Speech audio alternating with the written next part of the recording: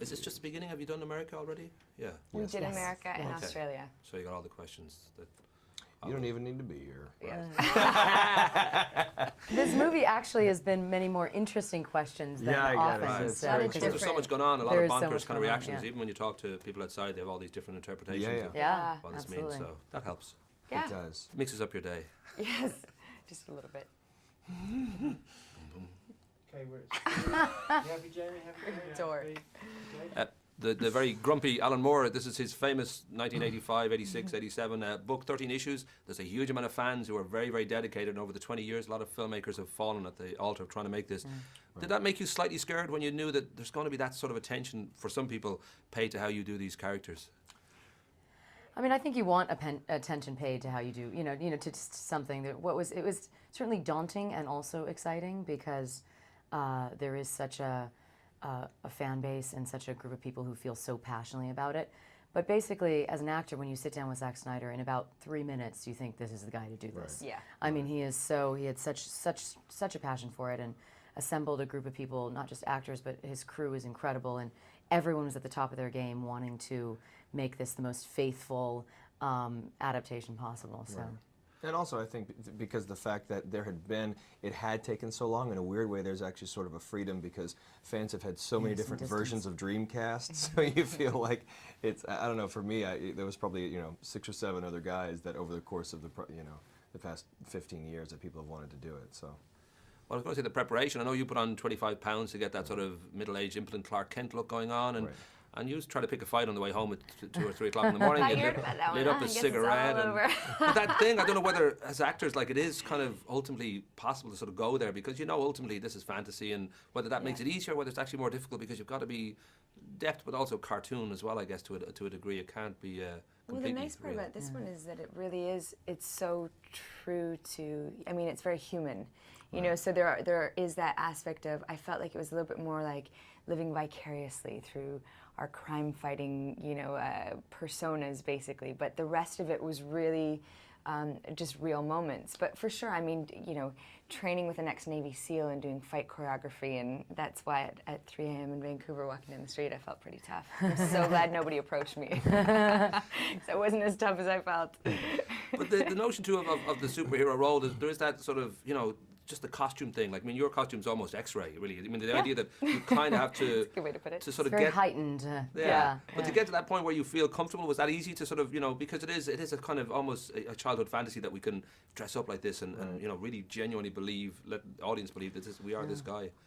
I actually think the fun thing was getting into that mindset and sort of imagining, because what the suit did for Dan, so you're sort of playing Night Owl through Dan and through Dan's eyes and what that means to him, both, for his own power and masculinity and his fetish side. And so that was actually sort of the interesting and exciting part to play, is that because we're in an alternate reality here, and you have to imagine that Dan and these people have grown up seeing the Minutemen, seeing the earlier versions of these masked crime fighters. So it's a completely normal dream for these specific people to grow up with this reality. So that actually made it sort of interesting to be able to get into that. Yeah, I think that's also what your question is interesting because what was fun is the fact that we actually could have who our characters are unmasked and masked. Right. So it wasn't about just, so we could actually play the people who are also having the same exact issues of, wow, I feel so much more powerful when I am doing this thing or when I'm putting on this mask. And, oh, wow, who am I when I'm not, which are human questions anyway, which are sort of universal. Right. Well, of course, the great thing for Zack is that the success of 300, this gay parade that gets out of hand, it suddenly makes 456 million, and Warner say you can have anything you want and you can do it the way you want. So he casts the people he wants rather than having to put Arnold Schwarzenegger in as Mr. Manhattan or whatever it might be.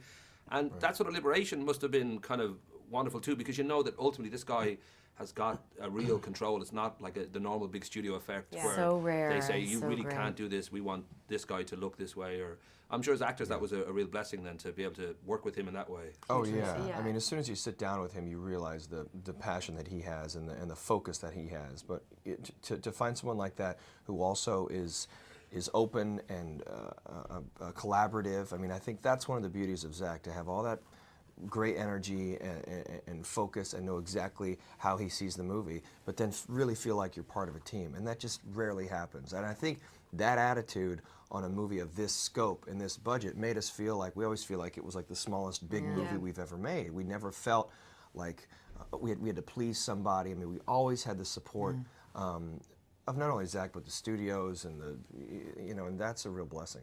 Yeah. I'm just thinking, so you really should have gold jewelry on and a big leather coat and a hat. It would just look so. These my It just looks so right. We like to flank our man. That's what I do. But in that area, actually, because Warner's, obviously they felt it was too long. But the other thing they felt was too violent and too sexy, which is something that Zack was proud of, because you want to go there, you want to sort of be able to do this, have an R-rated movie that really.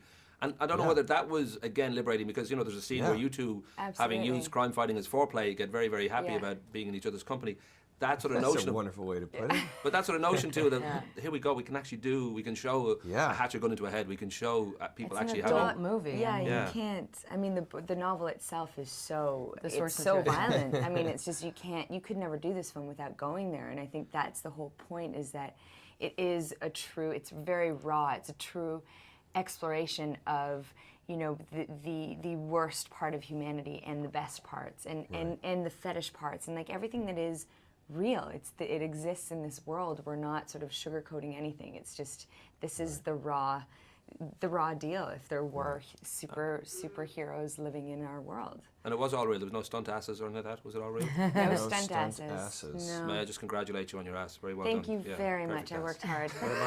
Oh, sorry, I didn't actually see your ass, He and if I likes did, I it. didn't notice You it for could some speak reason. about his ass as You well. were sitting, It'll weren't you? help I us thought. all day long. My memory is just you sitting in the don't dark. like you I at can't all. remember. I didn't see you at all. You were in that, were you?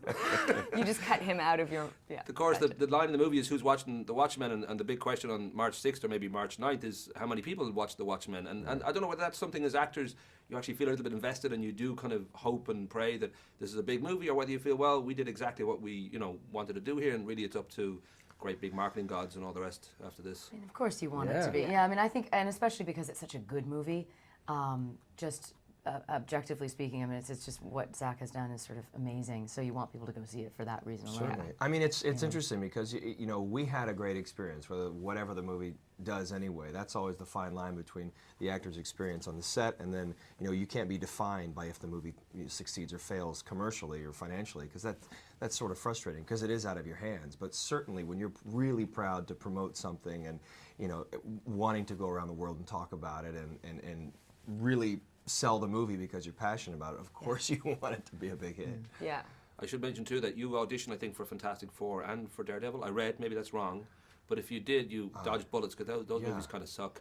So I think, I don't know whether as actors, when it comes to playing comic book heroes, there is always a very, very big, strong chance that a movie is going to suck, because generally speaking, they can be very generic, and they've come a long way in recent years. But was that a concern at all, that you would think, well, ultimately, we're in a comic book world here, as an actor, can I get in there? Will I do a good job? Can I act in this kind of role?